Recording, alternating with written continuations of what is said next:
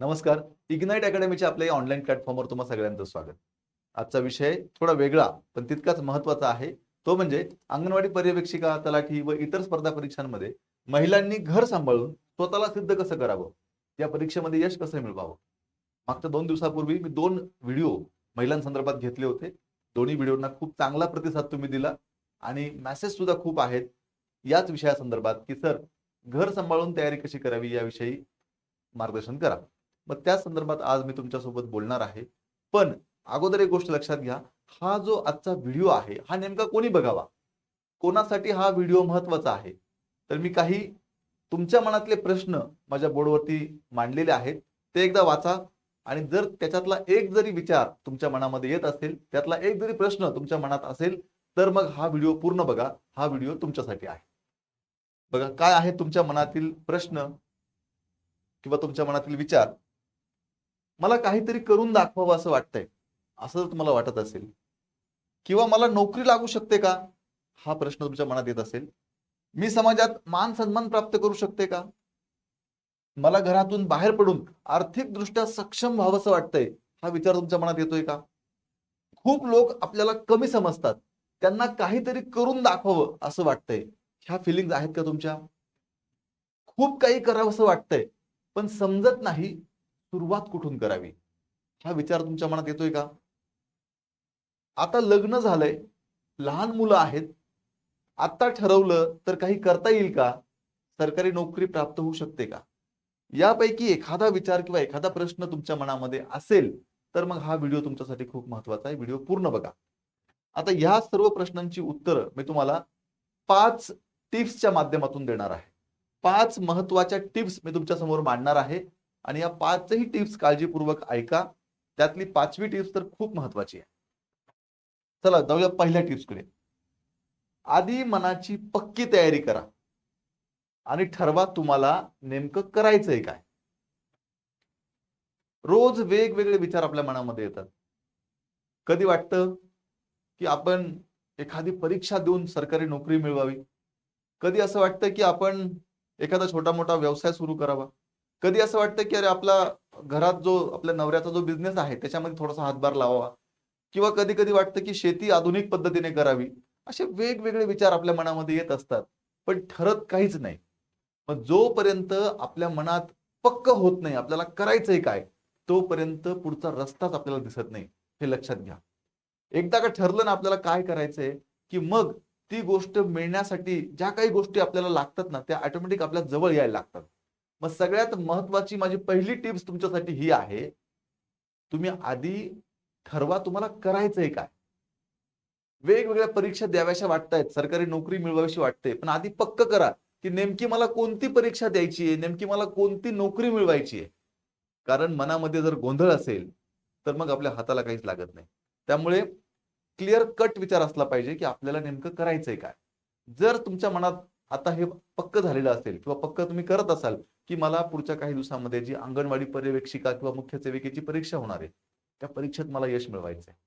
किंवा येणाऱ्या काळामध्ये तलाठीच्या एक्झाम आहेत. तलाठीमध्ये मला यश मिळवायचंय किंवा कंबाईनच्या परीक्षा देऊन मला कंबाईनमधून यश मिळवायचंय. काहीही तुमचं जे काही स्वप्न असेल, ते आधी तुम्ही ठरवा. आणि एकदा का ते ठरलं, की मग बाकीचे विचार ऑटोमॅटिक दूर व्हायला लागतात.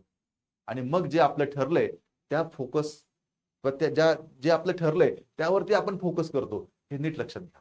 त्यामुळे पहिली टिप्स आणि पहिला मुद्दा ते म्हणजे तुम्हाला नेमकं काय करायचंय? हे आजच ठरवा. कारण गेली कित्येक वर्ष आपण ह्याच विचारामध्ये वेळ मारून नेलाय, की हे करू, ते करू, ते करू. पण आपण केलं काहीच नाही. मग आता ती वेळ आली ठरवायची. आणि एकदा ठरवून बघा. बघा तुमचा स्पीड वाढेल. तुमचा आत्मविश्वास वाढेल. त्यामुळे ठरवणं सगळ्यात महत्त्वाचं आहे. जे तुम्हाला आजच ठरवायचं आहे. आणि समजा तुम्ही ठरवलं आज, की मला एक्झाम द्यायची आहे. मग आता दुसरा महत्त्वाचा मुद्दा आहे, की जी परीक्षा तुम्हाला द्यायची आहे, त्या परीक्षेची संपूर्ण माहिती अगोदर गोळा करा. आता स्पर्धा परीक्षेमधला हा सगळ्यात महत्त्वाचा आणि मूलभूत नियम आहे. तो म्हणजे जी एक्झाम आपल्याला द्यायची आहे, त्या एक्झामची परिपूर्ण माहिती आपल्याकडे असली पाहिजे. जसं की तुम्ही ठरवलं, मला अंगणवाडी पर्यवेक्षिका व्हायचंय किंवा मुख्य सेविका व्हायचंय. तर अंगणवाडी मुख्य सेविकेसाठी नेमकी पात्रता काय आहे? ग्रॅज्युएशन आहे. मग आपलं आहे का ग्रॅज्युएशन? आहे. मग ही परीक्षा नेमकी कशी होते, या परीक्षेचा नेमका पॅटर्न कसा आहे ते आधी समजून घ्या. आता माझ्या अनेक व्हिडिओमध्ये मी तो पॅटर्न सांगितलेला आहे.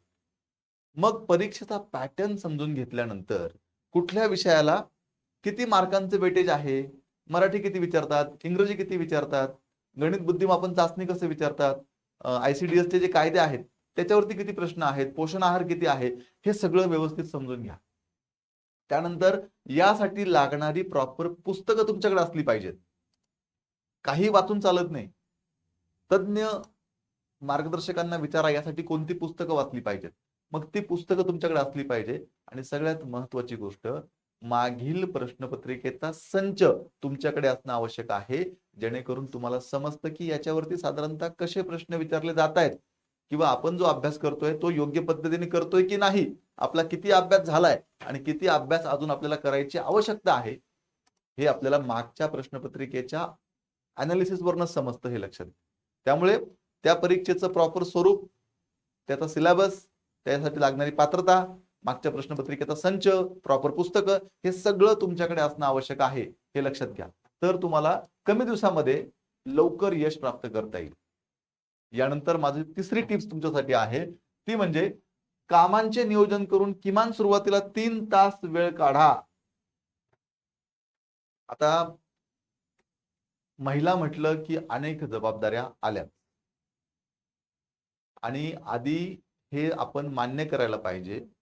काय असतं, कधी कधी आपण काही गोष्टी मान्यच करत नाही, त्यामुळे त्रास वाढत जातो, गोंधळ वाढत जातो. एकदा का तुम्ही मान्य केलं की गोष्टी सोप्या व्हायला लागतात. मग मी तुम्हाला हे का सांगतोय, तुम्ही आधी हे मान्य करा की तुम्ही महिला आहात, गृहिणी आहात, तुमच्या पाठीमागे जबाबदाऱ्या आहेत, आणि त्या जबाबदाऱ्या तुम्हाला आता सोडून देता येणार नाहीत. त्या जबाबदाऱ्यांकडे दुर्लक्ष करता येणार नाही. ही गोष्ट आधी समजून घ्या, आधी ही गोष्ट ऍक्सेप्ट करा. आणि एकदा का ही गोष्ट ऍक्सेप्ट केली ना, की मग ज्या जबाबदाऱ्या आपल्याकडे आता आहेत, जी कामं आपल्याकडे आहेत, जी कर्तव्य आपल्याला करायची आहेत, ती आपण आनंदाने करू शकतो, आणि मग त्याच्यातनं आपण वेळ काढू शकतो. नाहीतर आपण जर फक्त रडत बसलो की बाबा मला वेळच भेटत नाही, माझ्या मागे एवढे कामं आहेत, मला गरज नसताना एवढी कामं लावतात वगैरे वगैरे, अशा गोष्टी तुम्ही जर मनात आणल्या तर मग वेळ निघूच शकत नाही. पण अगोदर तर हे मान्य करा, जे मी तुम्हाला अगोदर सांगितलं ते, आणि मग बघा तुम्हाला ऑटोमॅटिक वेळ निघेल, तुम्हाला तो वेळ काढावा लागेल. आता सुरुवातीच्या काळामध्ये तुम्हाला 3 तास वेळ काढायचा आहे फक्त. कारण बघा, अख्खा महाराष्ट्र तयारी करतोय, सरकारी नोकरी मिळवायची आहे, आयुष्यभरासाठी तुम्हाला शाश्वत पगार चालू राहणार आहे, समाजात मान सन्मान तुम्हाला प्राप्त होणार आहे. ह्या सगळ्या गोष्टी तुम्हाला पाहिजे असतील तर तुम्हाला वेळ तर द्यावाच लागेल. कारण जगात हा नियम लक्षात ठेवा, कोणतीही परीक्षा तुम्हाला पास व्हायची असेल किंवा कुठलंही यश तुम्हाला मिळवायचं असेल, तर एक मूलभूत गोष्ट आहे, एक बेसिक थिंग्स ज्याला आपण म्हणतो, ती ही आहे की त्याला वेळ द्यावा लागतो. तुम्ही म्हणाल की माझ्याकडे खूप पैसा आहे, पैसा देऊ का, नाही चालत, तिथे वेळच द्यावा लागतो. वेळ दिल्याशिवाय यश मिळणार नाही. मग वेळ एकदम 8-9 तास तुम्हाला द्यायचे नाहीये, वेळ हळूहळू सुरुवातीला 2 तास, 3 तास अशा पद्धतीने वेळ द्या. मग आता सुरुवातीला 3 तास खूप वाटत असेल तर तो टप्प्याटप्प्याने वेळ द्या. सकाळी लवकर 1 तास वेळ द्या, दुपारी 1 तास वेळ द्या, संध्याकाळी 1 तास वेळ द्या अभ्यासाला, हे लक्षात घ्या. मग हळूहळू हा वेळ ऑटोमॅटिक तुमचा वाढेल. तुमचा एकदा अभ्यास व्हायला लागला, तुम्हाला थोडा कॉन्फिडन्स येईल, आणि ऑटोमॅटिक तुमचा वेळ तुम्ही स्वतःच वाढवायला लागाल, हे लक्षात घ्या. पण सुरुवातीला किमान 2 ते 3 तास वेळ तुम्हाला आत्तापासून देणं गरजेचं आहे. अजून कुठली जाहिरात आलेली नाही, अजून कुठलेही फॉर्म सुटलेले नाही. त्यामुळे आत्तापासून तुम्ही सवय लावून घ्या. जाहिरात आल्यानंतर, फॉर्म सुटल्यानंतर रिव्हिजन करायची असते, अभ्यास नसतो करायचा. अभ्यास हा आत्ता करायचा असतो, आता शांततेचा काळ आहे, हे लक्षात घ्या. त्यामुळे आता तुम्हाला 2 ते 3 तास वेळ काढा, सवय लावून घ्या. हळूहळू तो वेळ ऑटोमॅटिक वाढत जाईल. आता आपण कितीही कंप्लेंट केली की आपल्याकडे वेळ नसतो, आपल्याकडे जबाबदाऱ्या आहेत, तरी थोडासा विचार करा शांत डोक्याने, की आपण दिवसभरातला कितीतरी वेळ हा अननेसेसरी गप्पा, म्हणजे ज्याची गरज नाही अशा गप्पा मारण्यामध्ये, ज्या गोष्टीला वेळ द्यायची खरंच आवश्यकता नाही अशा गोष्टीमध्ये, जसं की मोबाईलमध्ये रील्स पाहत बसणे, किंवा काही व्हिडिओज बघत बसणे, ह्या गोष्टींना आपण किती वेळ देतो सांगा. किंवा आपण दुपारी 2-3 तास बऱ्याच ठिकाणी महिला झोपतात पण. मग ह्या सगळा जो वेळ आहे, हा वेळ तुम्हाला वाचवायचा आहे. हा वेळ तुम्हाला इकडे अभ्यासाकडे द्यायचा आहे. लक्षात घ्या. आतापर्यंत जे मिळालं नाही ते आता तुम्हाला मिळवायचं असेल तर आतापर्यंत तुम्ही जे करत आलाय ते सोडून तुम्हाला नवीन काहीतरी करावं लागेल ना. त्याशिवाय कसं यश मिळेल? त्यामुळे तुम्ही वेळ काढू शकता. मग तो वेळ कसा काढायचा हे तुम्हाला चांगलं माहिती आहे. सुरुवातीला 3 तास वेळ काढाच आणि हळूहळू मग तो वेळ वाढत जाईल. चौथा महत्वाचा मुद्दा तो म्हणजे तुम्ही परीक्षेची तयारी करताय हे शक्यतो कोणाला सांगू नका. आता मी हे का सांगतो माहिती आहे का? त्याचं कारण असं, आत्ता जर तुम्ही तयारीला लागलात, तर काय होतं, आता तुमच्या पाठीमागे संसार आहे, तुमच्या पाठीमागे जबाबदारी आहे, तुमच्या पाठीमागे लहान मुलं आहेत, तुमच्या पाठीमागे तुमच्या घरच्यांच्या सगळ्यांच्या जबाबदाऱ्या आहेत. त्यामुळे तुम्ही घरामध्ये एक महत्वाचा व्यक्ती आहे. हे घरातले इतर सदस्य असं कधीच तुम्हाला म्हणत नाही की तुम्ही महत्वाचे आहेत. पण ही गोष्ट तितकीच खरी आहे की सगळ्यात जास्त महत्वाचे तुम्ही आहेत घरामध्ये. त्यामुळे तुम्ही जे काम करताय घरामध्ये तेच काम इथून पुढे करणं तुमच्याकडून अपेक्षित आहे सगळ्यांसाठी. हे लक्षात घ्या. त्यामुळे आता तुम्ही जर म्हणाल की मी अभ्यास करते, मला वेळ काढायचा आहे, तर बाकीच्या लोकांना टेन्शन येतं. आता तुमच्या जे जवळचे लोक आहेत 1-2 ते थोडेसे मान्य पण करतील. पण घरातले जे इतर लोक आहेत ते मान्य करतीलच असं नाही किंवा त्यांना आवडेलच तुम्ही अभ्यास करताय असं नाही. कदाचित तुम्हाला ते असंही म्हणू शकतात की आता काही अभ्यासाचं तुझं वय आहे का? आता तुझ्याकडून अभ्यास होणार आहे का? असं कोणालाही अभ्यास करून नोकरी मिळते का? अशा काही गोष्टी तुमच्या कानावरती येतील. मग त्यामुळे होतं काय? आपला आत्मविश्वास कमी होतो आणि मग आपणच डिमॉरलाइज होतो आणि आपणच म्हणतो जाऊ द्या यार. मग ह्या गोष्टी जर टाळायच्या असतील तर शक्यतो कुणाला सांगूच नका तुम्ही अभ्यास करताय. तुम्ही स्वतः शांत पद्धतीने अभ्यास करा. अगदी 1-2 जे जवळचे लोक आहेत, तुमचे हसबंड म्हणजे तुमचा नवरा असेल किंवा तुमच्या अजून 1-2 घरात कोणी जवळचे असतील तर त्यांना फक्त सांगा की मला थोडा सपोर्ट करा. मी सगळ्या जबाबदाऱ्या सांभाळून अभ्यास करते. तुम्हाला सपोर्ट होईल. पण मग तुम्ही खूपच गवगवा केला, सगळ्यांना सांगत सुटलात की मी आता परीक्षा देणार आहे, अधिकारी होणार आहे, तर मग तुम्हाला खूप ठिकाणी तुम्हाला विरोध होईल हे लक्षात घ्या. त्यामुळे फार कोणाशी चर्चा न करता, फार कोणाला कळू न देता, फार कोणाला न सांगता तुम्ही तुमच्या शांत पद्धतीने अभ्यास करा. निश्चितपणे तुम्हाला यश मिळेल. आणि 5वा आणि महत्वाचा मुद्दा तो म्हणजे डोकं शांत ठेवा आणि स्वतःबद्दल अभिमान बाळगा.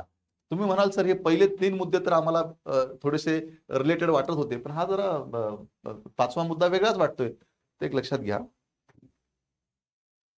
हा सगळ्यात महत्वाचा मुद्दा आहे. तुम्हाला जे करायचंय ते प्राप्त करण्यासाठी सगळ्यात महत्वाची रिक्वायरमेंट काय आहे? तर आपलं डोकं शांत असलं पाहिजे. महिलांच्या बाबतीमध्ये सातत्यानं आढळणारी गोष्ट म्हणजे काय? चिडचिडेपणा.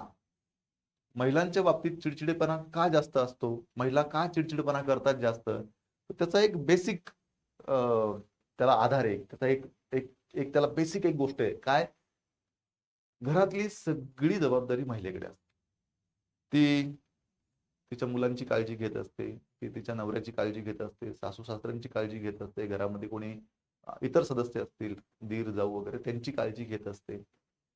ही सगळी काळजी घेत असताना जर तिला कोणी काही बोललं, उदाहरणार्थ समजा तुम्ही दिवसभर कामं करताय आणि संध्याकाळी 4-5 वाजेच्या वेळेस तुमची सासू तुमच्याकडे आली आणि तुम्हाला म्हटली, की "अजून तू ते कपडे वाळत घातलेले गच्चीवरचे आणले नाही का?" झालं. किंवा तुमची अ, जाऊबाई तुमच्या समोरून जाताना काहीतरी म्हटली, की "सगळे कामं मलाच करावे लागतात, बाकीचे तर कोणी काही करतच नाही." किंवा जेवण करताना भाजीमध्ये थोडंसं चटणी मीठ कमी जास्त झालं असेल आणि नवरा तेवढ्यात म्हटला, की "दिवसभर काय काम असतं तुला? साधा स्वयंपाक करता येत नाही का?" ह्यातलं काही घडलं, तरी आपल्या मनात काय येतं? मी दिवसभर काम करते, दिवसभर सगळ्यांची काळजी घेते. माझे स्वप्न, माझ्या आकांक्षा हे सगळं बाजूला ठेवून मी सगळ्यांसाठी झटते आणि मला तुम्ही असं बोलताय? हा प्रश्न आपल्या मनामध्ये येतो आणि त्याच्यातनं चिड व्हायला लागते. मग आपण रिएक्ट होतो. मग जर आपण आपल्या सासूला म्हटलं, की "हां, मग 4 वाजले, मग आणते ना कपडे. तुम्हाला लय वाटतं तुम्ही घेऊन या." असं जर तुम्ही काही म्हटलात, तर भांडणं होण्याची शक्यता आहे. किंवा तुम्ही तुमच्या नवऱ्याला म्हटलात, जेव्हा नवरा तुम्हाला म्हटला होता, की साधा स्वयंपाक करता येत नाही, दिवसभर काय काम असतं हिला? आणि तुम्ही जर म्हटलात त्याला, की अ, "तुम्हाला किती काम असतं मला माहिती आहे." किंवा "मला काय काम असतं हे तुम्हाला काय माहिती?" असं काही तुम्ही जर रिएक्ट व्हायचा प्रयत्न केला, तर काय होईल? तिथे पुन्हा भांडणं होण्याची शक्यता आहे. म्हणजे तुम्हाला कोणी काही बोलल्यानंतर तुम्ही रिप्लाय करावा असं कोणाला अपेक्षितच नसतं. तुम्ही ते ऐकून घ्यावं असंच सगळ्यांना वाटत असतं. आणि मग तुम्ही जर ते ऐकून घेऊन शांत नाही बसलात आणि तुम्ही त्याच्यावर रिॲक्ट झालात, तर मग भांडणं होतात. आणि भांडणं झाल्यानंतर सगळ्यात जास्त पुन्हा मानसिक त्रास हा तुम्हालाच होतो. बाकी लोकं भांडतात आणि पुन्हा विसरून जातात. त्यांच्या कामाला निघून जातात. पण तुम्ही विचार करत बसतात. त्यामुळे मानसिक त्रास तुम्हाला जास्त होतो. त्यातनं साध्य काय होतं? पुन्हा दुसऱ्या दिवशी जे आहे ते काम आपल्याला करायचेच आहेत. ज्या गोष्टी रुटीन आहेत ते तर करायचंच आहे. ते तर सुटणार नाहीये. मग कशासाठी रिॲक्ट व्हायचं? कशासाठी भांडायचं? त्यामुळे हा 5वा सगळ्यात महत्त्वाचा नियम आहे, की डोकं शांत ठेवा. कोणी काही बोललं, तर त्याला रिप्लाय करू नका. कोणी काही बोललं, तर थोडं शांत राहा. फक्त हो म्हणा. जसं की मगाशी मी उदाहरण दिलं होतं सासूचं, कपडे नाही आणले का? तर तुम्ही फक्त म्हणा, "हो, आणते." तुम्ही 1 तासाने आणा ना परत, काय फरक पडतो? पण रिॲक्ट होऊ नका. हे लक्षात घ्या. त्यामुळे काय होतं, बरेचसे म्हणण्यापेक्षा वादच होत नाहीत आणि वाद नाही झालं, तर तुमचं डोकं कसं होतं? शांत होतं. हे लक्षात घ्या. मग चिडचिडपणा होण्याचं काही कारणच नाही. आणि जर डोकं शांत राहत नसेल, चिडचिड जास्त होत असेल, तर अभ्यास कसा कराल तुम्ही? अभ्यासासाठी सगळ्यात महत्त्वाची गोष्ट लागते ती म्हणजे काय? मनाची एकाग्रता, डोकं शांत. ह्या बेसिक गोष्टी आहेत आणि हेच आपल्याकडे नसेल, तर मग आपण अभ्यास करूच शकत नाही. पुढे मग नोकरी-बिकरी मिळवणं हा तर फार पुढचा मुद्दा झाला. हे लक्षात घ्या. त्यामुळे ही गोष्ट फार महत्त्वाची आहे, की डोकं शांत ठेवा. डोकं शांत ठेवाल तर फायदा तुमचा राहील. हे मी अतिशय जबाबदारीने सांगतोय. आणि स्वतःबद्दल अभिमान बाळगा. म्हणजे काय? आता एवढं तुम्ही सगळ्यांचं करता, तर तारीफ करतं का आपली कोणी? नाही करत. कोणी कधीतरी क्वचित चांगलं म्हणतं, पण मग बाकी रोज रोज कोणी म्हणतं का? रोज कौतुक होतं का आपलं? नाही होत. मग आपणच स्वतःला सांगितलं पाहिजे, की "अरे, मी ज्या जबाबदाऱ्या पार पाडते, त्या खूप महत्त्वाच्या आहेत. मी सगळ्यांची काळजी घेते आणि कुटुंबातील सर्व सदस्य दिवसभर आपापल्या कामाला जे जातात, ते फक्त आपल्यामुळे जातात. कारण आपण सगळं वेळच्या वेळी करतोय, सगळ्यांची वेळच्या वेळी काळजी घेतोय. त्यामुळे तुम्ही घरातला एक अत्यंत महत्त्वाचा पार्ट आहे, लक्षात घ्या. तुम्ही जर एक दिवस घरात नसाल, तर त्या घरातली सगळी शिस्त बिघडून जाते. त्यामुळे स्वतःला नेहमी सांगायचं, की मी खूप महत्त्वाची व्यक्ती आहे. त्यामुळे स्वतःबद्दल अभिमान बाळगा. त्याच्यातनं एक आत्मविश्वास तुमच्यामध्ये येईल. एक सॅटिस्फॅक्शन तुमच्या मनामध्ये राहील आणि त्याचा अभ्यासात सकारात्मक असा परिणाम होईल, हे लक्षात घ्या. त्यामुळे हे 5 महत्त्वाचे मुद्दे मला तुम्हाला आजच्या या व्हिडिओच्या माध्यमातून सांगायचे होते. आणि शेवटी एक लक्षात घ्या, आज जरी तुमची ओळख गृहिणी म्हणून असली, तरी उद्याची अधिकारी ही तुमच्या जिद्दीतूनच जन्माला येणार आहे, हे नीट लक्षात घ्या. त्यामुळे मनाची खंबीर तयारी असेल, काहीतरी करून दाखवायची इच्छा असेल, तर आजपासूनच अभ्यासाला लागा. जगातली सगळ्यात सुंदर गोष्ट आहे अभ्यास. त्यामुळे तिला मुकू नका. अभ्यास करा. 1 वर्ष मॅक्सिमम सांगतोय मी, सरळ सेवेच्या परीक्षांसाठी. 1 वर्ष जर प्रॉपर पद्धतीने अभ्यास केला, तर काही ना काही तुम्हाला डेफिनेटली मिळणार. हे लक्षात घ्या. कारण ह्या स्पर्धा परीक्षेचा फायदाच तो आहे, की सगळ्याच परीक्षांचा अभ्यास जवळ-जवळ सेम आहे. त्यामुळे असं होत नाही, की माझा वेळ जाईल, नुकसान होईल, काहीच नाही. कुठल्याही कुठली परीक्षा तुम्ही पास होऊ शकता, हे लक्षात घ्या. हे 5 मुद्दे तुम्हाला मी जे सांगितले हे पटले असतील, याची मला खात्री आहे. हे मुद्दे जर तुम्हाला पटत असतील, तर व्हिडिओला लाईक करा आणि कमेंटमध्ये पण मला सांगत चला तुम्हाला काय वाटतंय ते, जेणेकरून पुढचा व्हिडिओ घ्यायला मलाही जरा प्रेरणा मिळते, बरं वाटतं. ठीक आहे. शेवटच्या भागामध्ये मी तुम्हाला एवढं सांगेल, की येणाऱ्या अंगणवाडी पर्यवेक्षिकेसाठी, अंगणवाडी मुख्य सेविका या परीक्षेसाठी ह्या 2 बॅचेस आपल्या खूप महत्त्वाच्या आहेत. एक आहे Ladki Bahin online recorded batch. यामध्ये अंगणवाडी मुख्य सेविकेचा जो सिलेबस आहे, तो संपूर्ण सिलेबस या बॅचमध्ये इग्नाइट अकॅडमीच्या तज्ञ शिक्षकांनी शिकवलेला आहे. या बॅचचा नक्कीच तुम्हाला खूप चांगल्या पद्धतीने फायदा होईल. दुसरी आपली जी बॅच आहे, ती पोषण आहार, संगणक ज्ञान आणि एकात्मिक बाल विकास सेवा योजना कायदा यासाठी सेपरेट बॅच आहे. त्यामुळे तुम्हाला कुठली बॅच हवी आहे त्या पद्धतीने तुम्ही ती बॅच घेऊ शकता. इग्नाइट अकॅडमीचं ॲप तुम्हाला अगोदर डाउनलोड करावं लागेल आणि हवी असलेली बॅच जॉइन करावी लागेल. ही आपली ₹1 फक्त दुर्गा PYQची बॅच आहे. 2025 ला आपली जी परीक्षा झाली होती अंगणवाडी मुख्य सेविकेची, त्या परीक्षेच्या सर्व प्रश्नपत्रिका आणि त्याचं डिटेल एक्सप्लेनेशन या बॅचमध्ये आहे. आणि तुमच्या मदतीसाठी तुम्हाला अजून जास्त अपडेट करण्यासाठी इग्नाइट अकॅडमीच्या माध्यमातून हा एक टेलिग्राम चॅनल जो आहे, तो अंगणवाडी मुख्य सेविकेसाठी नवीन टेलिग्राम चॅनल आपण सुरू केलाय. याला जॉइन व्हा. हे नवीन Instagram पेज आहे, ते तुमच्यासाठीच आहे. याला सुद्धा फॉलो करा. त्याच पद्धतीनं दररोज दुपारी 3 वाजता कृष्णा पाटील सरांचं अंकगणित आणि बुद्धिमापन चाचणी याचं एक PYQचं विश्लेषण सिरीज ही सुरू झालेली आहे कालपासून. मागच्या परीक्षेला कसे प्रश्न विचारले होते आणि त्या माध्यमातून आपण जास्तीत जास्त कसा चांगला अभ्यास होईल यासाठी ही युट्यूबला सिरीज चालू केली आहे. इग्नाइट अकॅडमीचं आपलं युट्यूब चॅनल आहे, त्याच्यावरती ही सिरीज आज तुम्हाला हे लेक्चर बघायला भेटेल दुपारी 3 वाजता आणि सायंकाळी 6 वाजता विजय शेळके सरांचं लेक्चर आहे ICDS चे कायदे. ज्याला महिलांना भीती वाटते कायदे नेमके कसे आहेत ते याच्यात तुम्हाला बघायला भेटेल. काही घाबरू नका, खूप सोपं असतं. व्यवस्थित जर तुम्ही केलं तर होऊ शकतं, काही अडचण नाही. तर हे संध्याकाळी 6 वाजता लेक्चर आहे शेळके सरांचं. त्याच पद्धतीनं तुम्ही इतर सर्व सरळ सेवा ज्या आहेत त्यासाठी आपली ही एक सरळ सेवेची सर्वसमावेशक बॅच आहे. ही बॅच तुमच्यासाठी खूप उपयुक्त आहे आणि कंबाईनच्या तयारीसाठी ग्रुप बी ग्रुप सी साठी आता कंबाईन मध्ये सगळ्या सरळ सेवा पण मर्ज झालेल्या आहेत. त्यामुळे सरळ सेवांसाठी सुद्धा तुम्हाला ही जी कॉकरोच बॅच आहे आपली ही 10 जून पासून आपली ऑनलाईन बॅच चालू होते. त्यामुळे तुम्हाला हवी असलेली बॅच तुम्ही जॉईन करू शकता. आता अंगणवाडी मुख्य सेविका पर्यवेक्षकाची परीक्षा इथून पुढे MPSC ने जरी घेतली त्यामध्ये थोडासा परीक्षा पॅटर्न मध्ये सिलेबस मध्ये काही बदल झाला तर तो बदल सुद्धा आम्ही तुम्हाला उपलब्ध करून देणार आहे त्याच बॅच मध्ये. त्यामुळे त्याची काळजी करू नका. तुमच्या मनात काही प्रश्न असतील तर 88 88 99 61 16 या नंबरला संपर्क करा आणि अशाच माहितीपूर्ण व्हिडिओसाठी इग्नाइट अकॅडमीचं आपलं हे युट्यूब चॅनल जे आहे ते सबस्क्राईब करा. भेटूया पुढच्या एका नवीन व्हिडिओमध्ये, तोपर्यंत थांबूया. धन्यवाद.